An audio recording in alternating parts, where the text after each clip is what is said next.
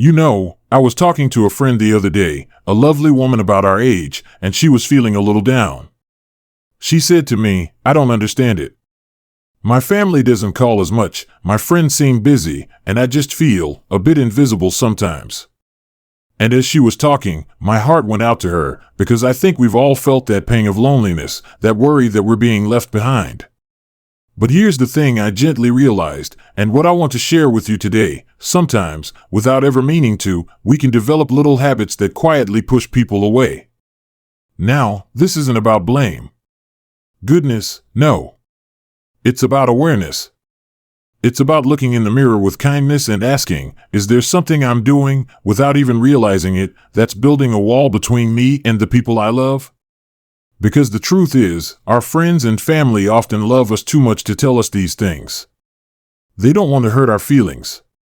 So they just create a little more distance. They visit a little less, they call a little less often. So, in this series of chats we're going to have, I want to talk about some of these common habits. Think of it not as a criticism, but as a friendly cup of coffee together, a chance to reflect and perhaps rediscover ways to draw people closer, not farther away. We'll cover several of these over our time together, and we'll start with a few that are very, very common. Let's begin with a big one, and that's living in the past. Now, our past is a treasure trove of wonderful memories, lessons learned, and stories that shaped who we are. There's absolutely nothing wrong with sharing those stories. But there's a difference between sharing a fond memory and being stuck in a place called the good old days. When every conversation becomes about how things were better back then, how music was superior, how people had more character, how life was simpler, it can subtly tell the people in our lives today that their world, their experiences, their music, just doesn't measure up. I'll give you an example. Imagine a grandson excitedly showing his grandmother a new video game, a complex, beautiful world he's exploring. And instead of showing interest, she sighs and says, "Well, in my day, we played outside with a simple ball and stick, and we were happier for it." Now, she doesn't mean to crush his excitement. She's trying to connect by sharing her own experience. But what he hears is that his passion is silly, that his world is inferior.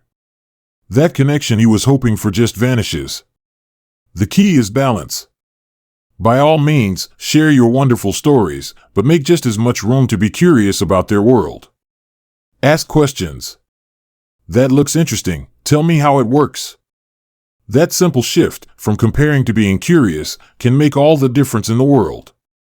Now, a habit that often goes hand in hand with that is what I'll call offering unsolicited advice. This one comes from such a good place, I know it does. We've lived a long time, we've seen a lot, we've made mistakes and we've learned from them. We have a lifetime of wisdom, and we see our children or our younger friends heading for what we think is a cliff. Our instinct is to shout, "Stop! Turn around! Do it this way!" But unless someone directly asks for our advice, what they often need is not a solution, but a listening ear. They need empathy, not a blueprint. Think about when your own children were teenagers. The more you told them what to do, the more they dug their heels in, right? Well, that doesn't completely go away when they become adults. When your 50-year-old daughter is venting about a problem at work, and you immediately jump in with a 5-point plan for what she should do, it can feel condescending. It implies she hasn't thought of it herself, that she is incapable. It takes away her power to solve her own problems. What builds connection is simply listening. Saying, "Oh, that sounds so frustrating. I'm sorry you're dealing with that." That validation, that quiet support, is often a much stronger bridge than any advice we could ever give. It says, "I trust you to handle your own life, but I'm here for you while you do it." And this leads us nicely into a third habit, which is a tendency to complain frequently. Now, let's be honest, as we get older, our bodies talk to us more. Sometimes they whisper, sometimes they shout. There are aches and pains, and things don't work as smoothly as they once did. It's natural to want to talk about it. But when every conversation, every greeting, becomes a list of ailments and complaints, my back is sore, the weather is terrible, the government is a mess, the neighbor's dog is too loud, it becomes emotionally draining for the people around us. It's like that old saying, misery loves company. But the truth is, company doesn't always love misery. People are drawn to light and energy. If they know that every time they call or visit, they're going to be brought down into a pit of negativity, they will, quite understandably, start to protect their own peace and happiness by contacting you less often. This isn't about pretending everything is perfect. It's about balance. It's about acknowledging a bad day, but then making a conscious effort to also talk about something good, a beautiful flower you saw, a kind thing someone did, a memory that made you smile. Sharing gratitude is like a magnet for connection, while constant complaining is like a force field that pushes people away. So, we've started this journey by looking at how living in the past, offering unsolicited advice, and frequent complaining can unintentionally create distance. These are habits we often fall into without any malice at all. But now that we're aware of them, we can start to make little adjustments.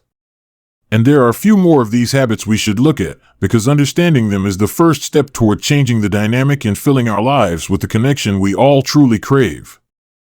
It's interesting, isn't it, how we can sometimes be our own worst enemy when it comes to connection. We were just talking about those first few habits, and it reminds me of something my own father used to say. He'd tell me, getting old isn't for the faint of heart. And he was right. It takes a special kind of courage to navigate these later years, and a big part of that is being willing to look at ourselves honestly, not with criticism, but with a desire to grow. Because the beautiful truth is, it's never, ever too late to grow.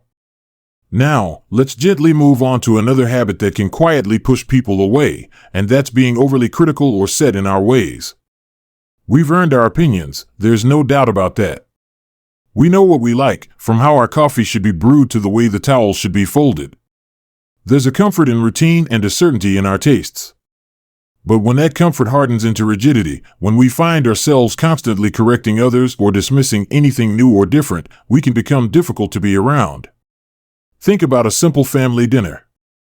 Your daughter-in-law prepares a meal, maybe she tries a new recipe. Instead of thanking her for the effort, the first thing out of our mouth might be, "Oh, you put tarragon in the green beans?" That's different. I've always just used a bit of salt and pepper. It seems like a small thing, a simple observation. But what it communicates is a judgment, a subtle rejection of her way of doing things.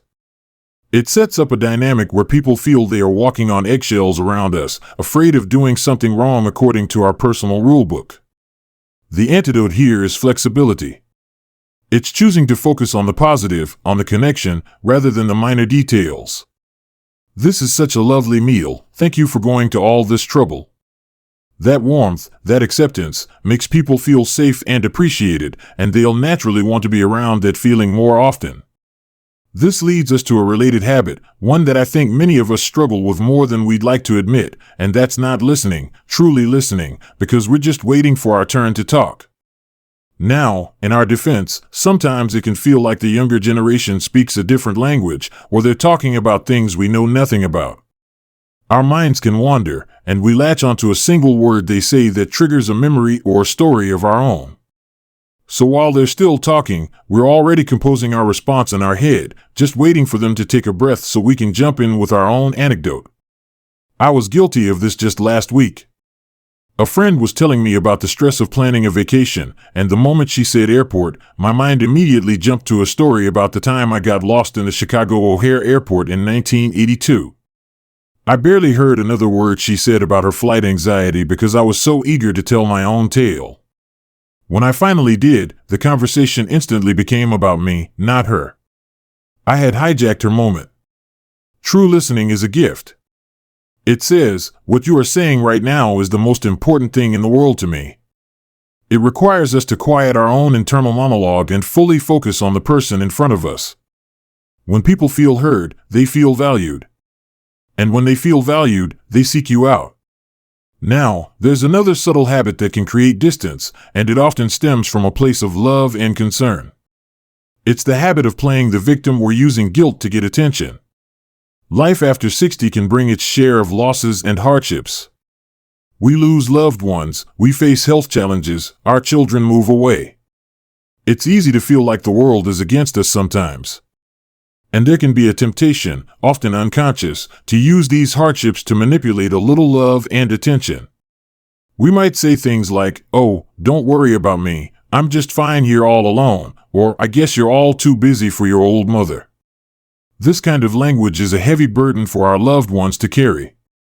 It uses their love for us as a weapon, making them feel guilty for living their own lives.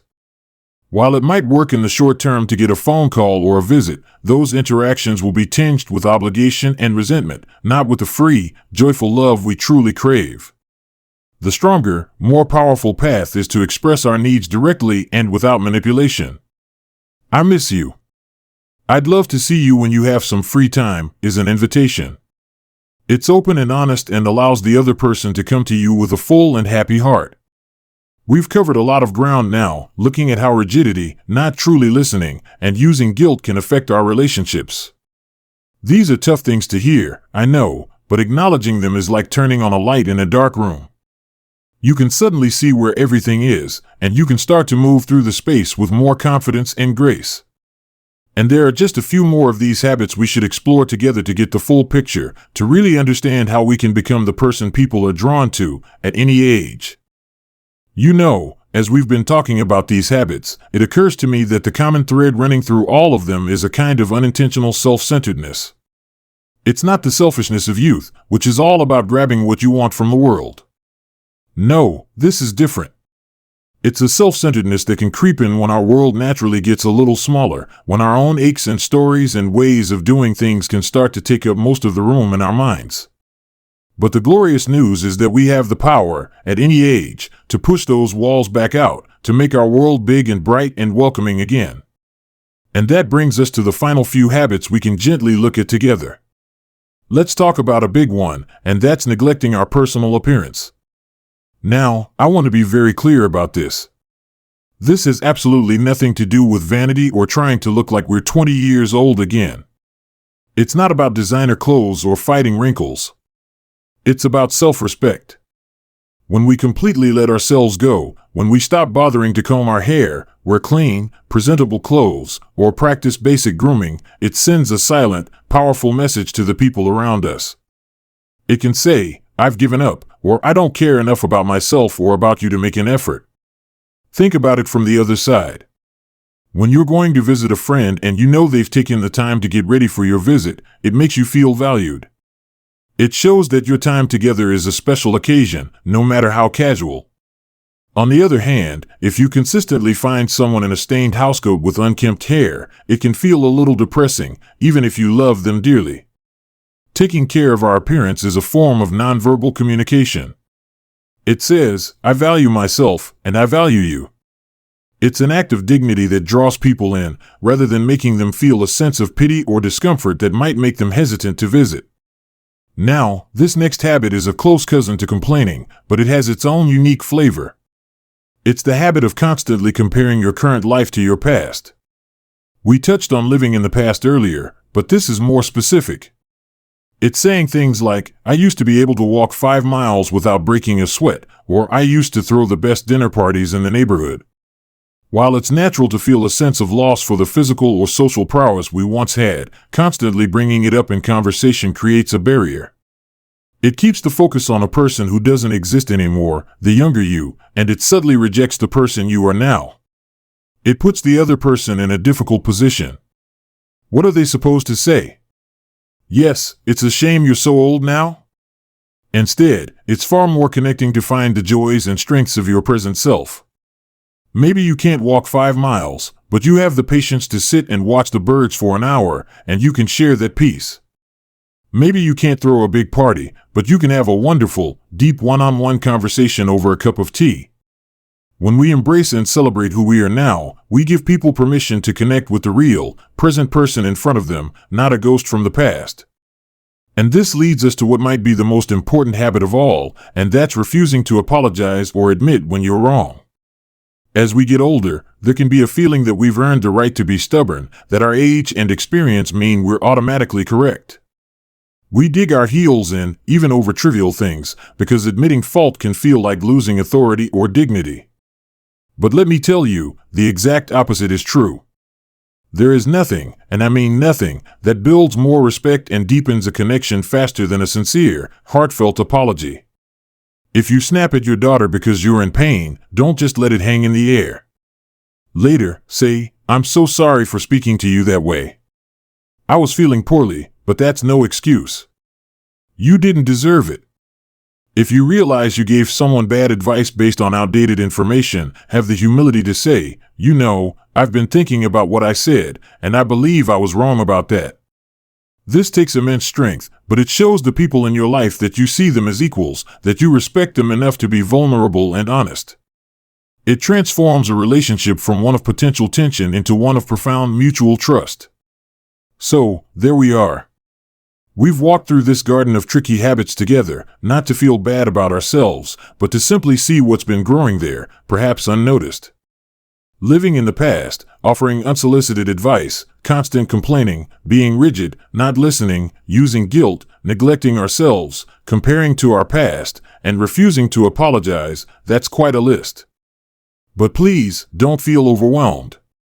The goal was never to tackle them all at once. It's about awareness. Just picking one small thing to focus on can begin to change the entire atmosphere of your relationships. Maybe this week, your only goal is to listen more and advise less. Or perhaps you'll decide to replace one complaint with one expression of gratitude each day. Small, consistent shifts create the biggest changes. This journey of ours doesn't end when this video does. I would truly love to hear your thoughts. Have you noticed any of these habits in yourself? Or have you found a way to overcome one that you could share to help others? Your wisdom is so valuable, so please, share it in the comments below. Let's have a conversation and learn from each other. If this chat has been helpful, if it's given you something to think about, please give the video a like. It really does help others find it. And if you'd like to continue this journey of living our best lives together, consider subscribing to the channel. We're all in this together, navigating the complexities and the joys of this chapter of our lives. Remember, every single day is a new opportunity to connect, to grow, and to share the wonderful, wise, and loving person you are. Here's to living your best life, right here, right now.